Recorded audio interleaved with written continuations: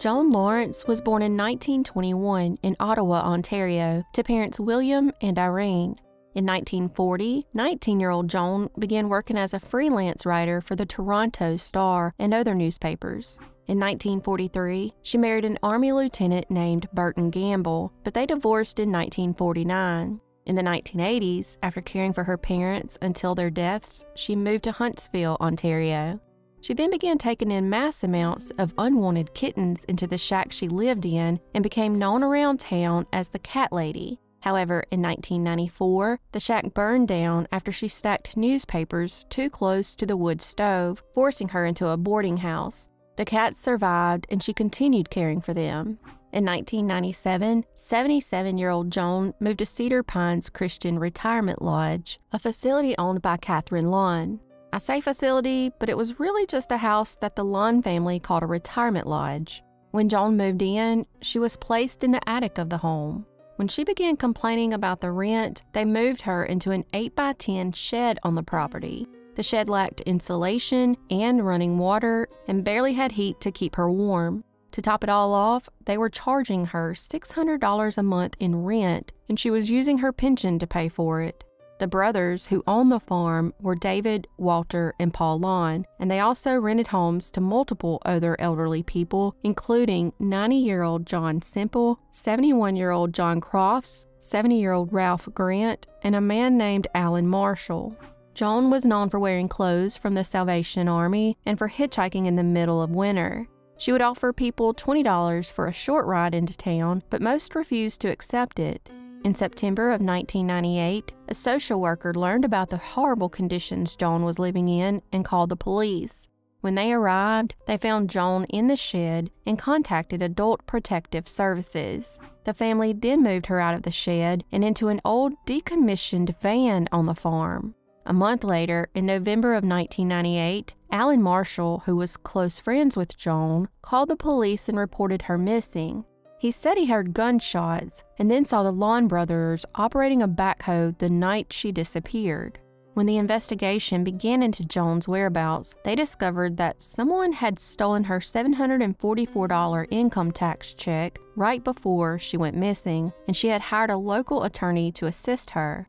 They then obtained a search warrant, but were unable to locate her body on the farm. However, they did find 6 of her cats had been fatally shot. The brothers' uncle, Ron Allen, eventually confessed to shooting them with a hunting rifle. In July of 2000, investigators discovered that other residents, John Semple, John Crofts, and Ralph Grant, were also missing. All 3 men had been brought to the farm from the homeless shelter to live. At that point, David, Walter, Walter's wife Karen, Paul, and Catherine were charged with defrauding the government and for pension check fraud. The family was basically bringing elderly people to the farm who received monthly pension checks. They would cash the checks and take all the money. They also learned that multiple residents had died at the Cedar Pines Christian Retirement Lodge. They would then keep the deaths a secret and continue cashing their pension checks. The lodge was basically residential homes in the area that the Lawn family purchased and labeled retirement homes under names such as Cedar Pines and Fern Glen Manor. The residents they would move in would either be homeless, mentally ill, or have no family at all. The government eventually shut down their retirement home scheme.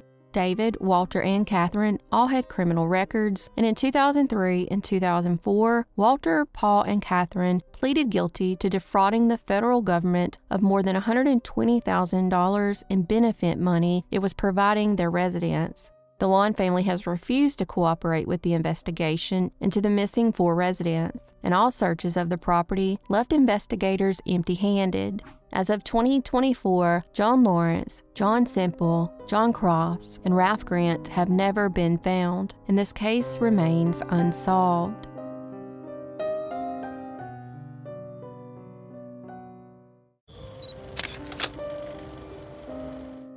Luke Joly-Durocher was born on June 28, 1990. In 2011, 20-year-old Luke was living in Témiscamingue, Quebec.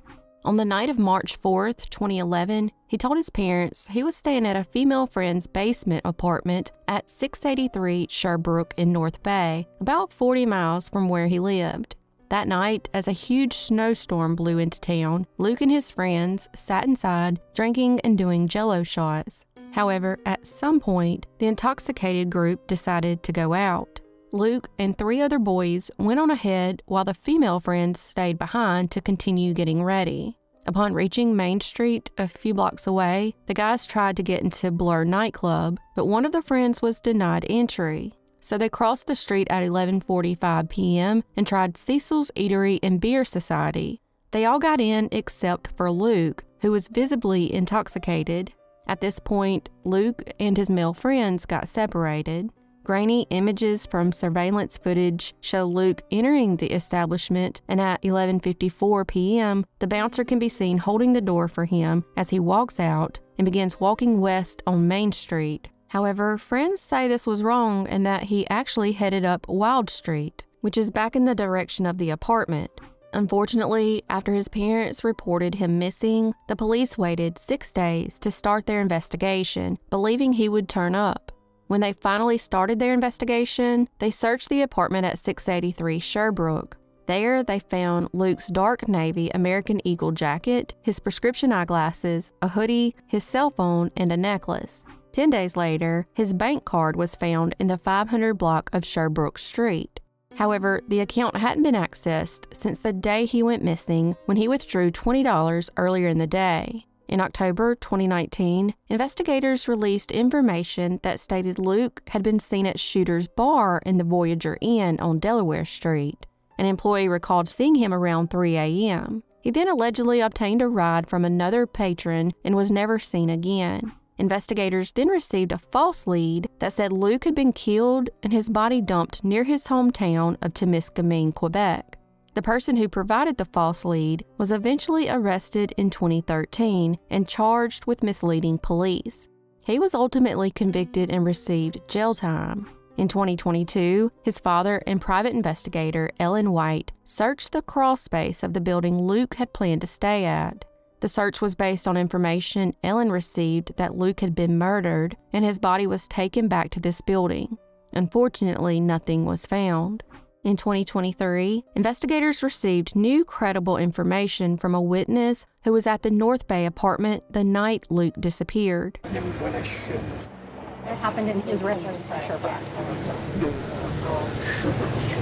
When you say it happened, you mean that Luke was beat up or Luke was killed? Luke was killed there. Did they say why? The witness gave them information about the person who allegedly murdered Luke. There are also allegedly others who are aware of what happened that night but have been too afraid to come forward. It's now believed that after he left the Voyager Inn, he got a ride back to the apartment and there was a party on the main floor of the apartment building that he went to. It's of note that there were 4 apartments in the building and his female friend lived in the basement apartment. Witnesses said that some local drug dealers showed up and began supplying guests at the party with drugs. One of those men was from Témiscamingue and knew Luke. That man had a grow-op in his basement in Témiscamingue that had recently been broken into, and some of the plants were stolen. They also learned that some of the suspects from the night drove back and forth to this guy's place in Témiscamingue in his vehicle. That guy has since left Témiscamingue and moved back to Sudbury. Did something happen between that guy and Luke that night? Hopefully, this case will be solved very soon, but as of 2024, Luke hasn't been found, and this case remains unsolved.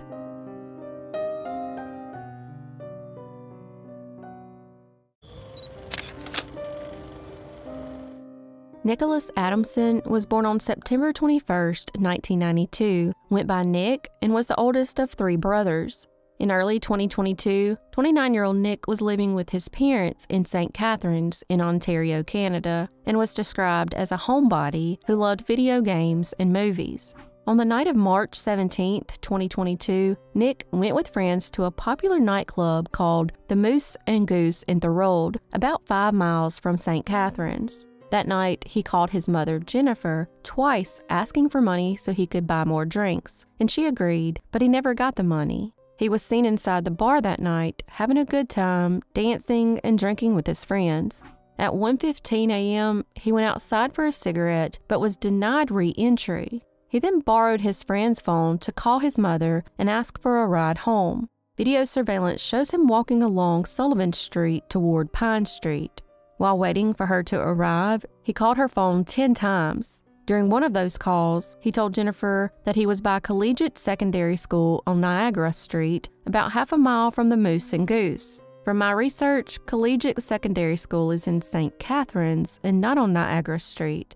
However, she did note that he sounded confused. I found other information that said he told Jennifer he was at the boxing club near Niagara Street.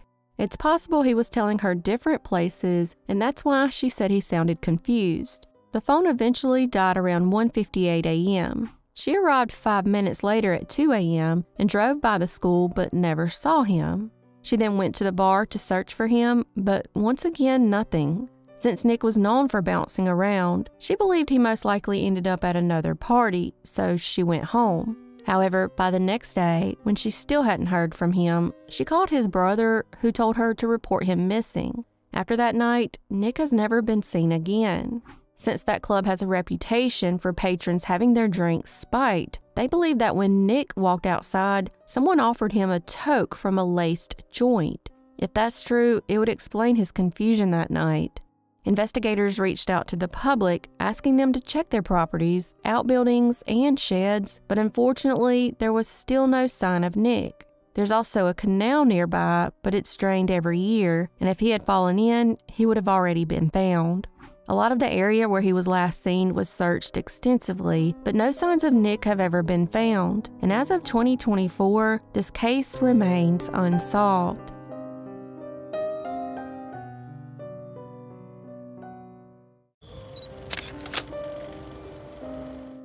Sunshine April Hilda Wood was born on April 6, 1987, and went by Sunny. She was described as a bubbly, outgoing person who quickly made friends. She lived most of her childhood on the Manto-Seepy Cree Nation Reserve with her father, grandfather, great-grandfather, 2 older brothers, and 2 younger sisters. She also spent around 6 months in foster care for an unknown reason. In 2003, 16-year-old Sunny wanted to become a nurse, but since the education system on the Manto-Seepy Cree Nation Reserve was lacking and only went to grade 10, she moved in with family in Winnipeg, Manitoba in September and enrolled at Gordon Bell High School. After making friends at the new school, she moved out of her family member's home and in with her new friend, Priscilla. Sunny was known for being street smart, and even though she didn't participate in drinking or drugs while on the reservation, after moving to Winnipeg, she started skipping school and drinking on a regular basis. Her father then unsuccessfully tried to convince her to move back home. In February of 2004, her father, Anthony, traveled to Winnipeg on the weekend of the 20th to visit family. He met up with Sunny for lunch and gave her some money. After that, he would sadly never see her again. That night, she decided to stay in downtown Winnipeg with some friends.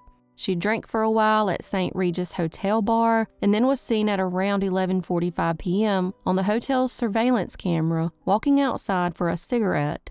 After walking outside, she was never seen again.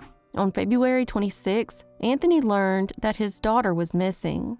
He called around to family and friends and learned that no one had seen her since the night at the hotel. That's when he decided to report her missing. On the hotel surveillance footage, Sunny can be seen exiting the front door between 2 men. She looks to be happy and doesn't appear to be in any kind of distress. Police tracked down the 2 men and ruled them out as suspects. After the police in Winnipeg were unable to locate her, the case was turned over to Manitoba's Missing and Murdered Indigenous Women and Girls in 2012. In 2020, the St. Regis Hotel was demolished. Sunny has now been missing for over 20 years, and as of 2024, this case remains unsolved.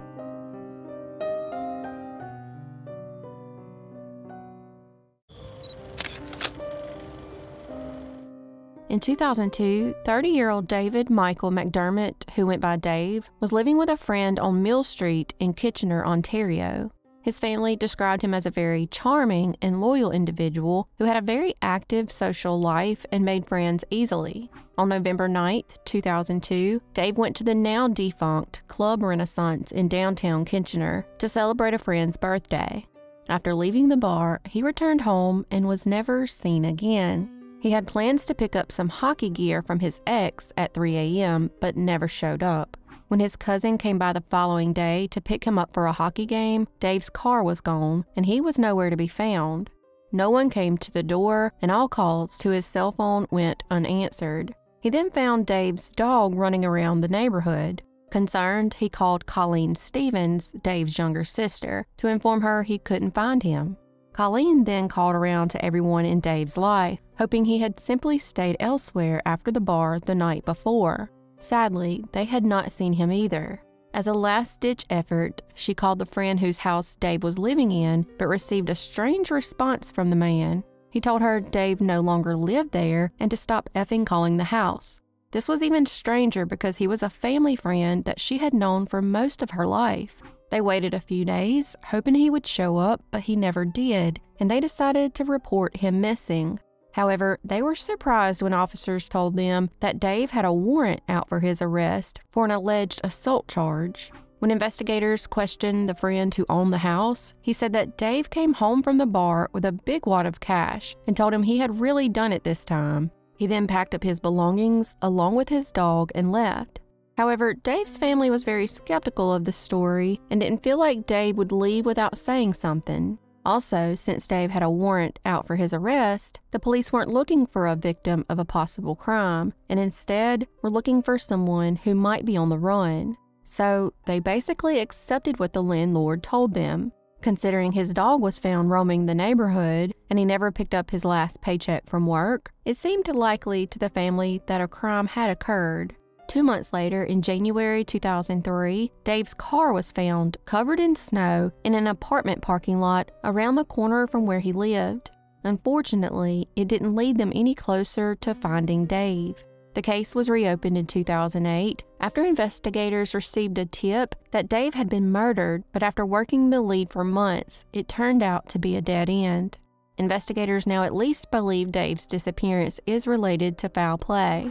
He's now been missing for over 20 years, and as of 2024, this case remains unsolved.